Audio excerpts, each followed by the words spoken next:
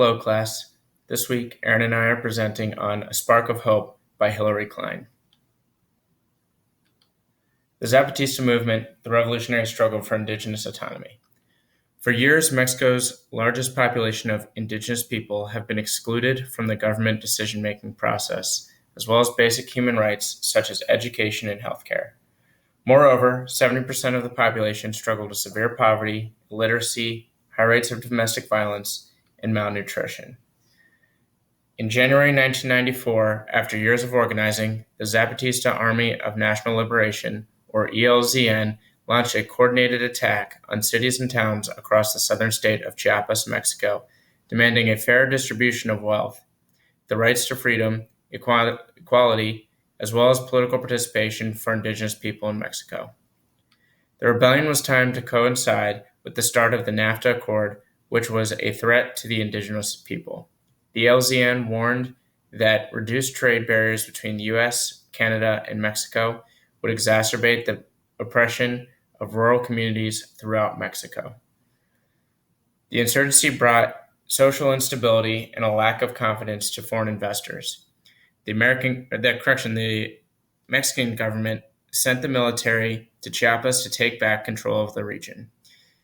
After 11 days of violence and 300 deaths, there was a ceasefire and peaceful negotiations began. The negotiations that followed produced the San Andreas Accord of 1996, which granted autonomy to indigenous people. In 1996, the Zapatista movement signed an accord with the Mexican national government in which the government offered additional rights and also provided autonomy for the indigenous population. Unfortunately, the Mexican government failed to pass the legislation until 2001. This revised version of the Accords, known as the Indigenous Law, recognized the indigenous people's right to practice autonomy, self-determination, as well as political participation.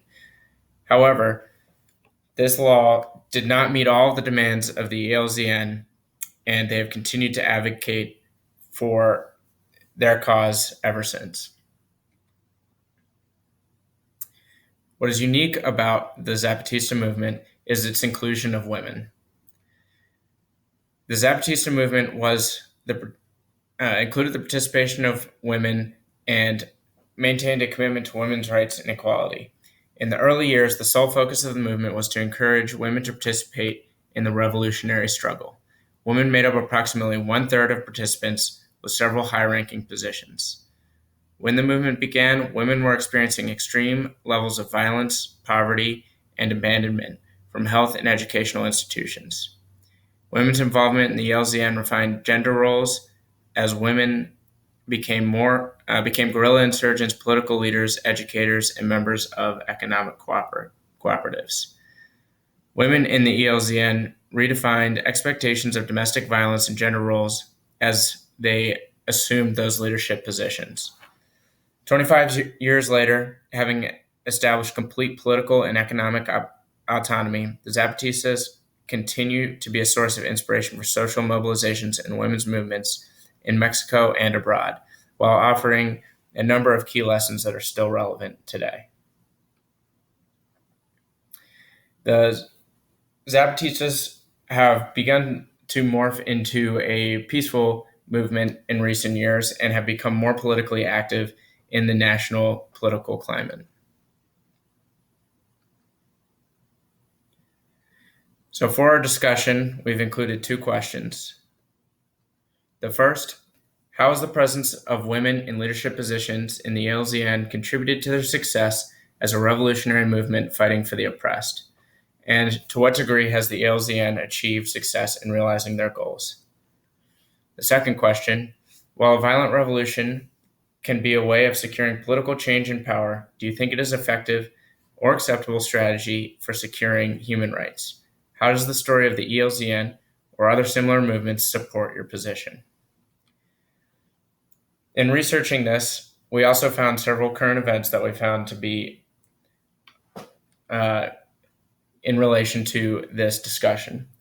The New York Times posted an article in 2017 with an update on the LZN movement, including an announcement by one of its primary leaders that they would no longer use violence as a mean of achieving their goals.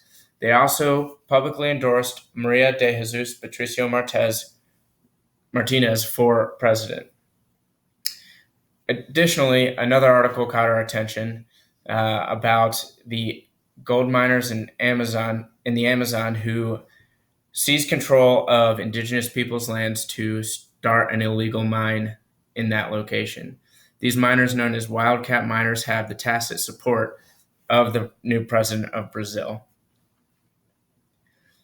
I hope we'll get a chance to take a look at those articles to expand on what you've researched for this week, and looking forward to hearing your discussion. Thank you.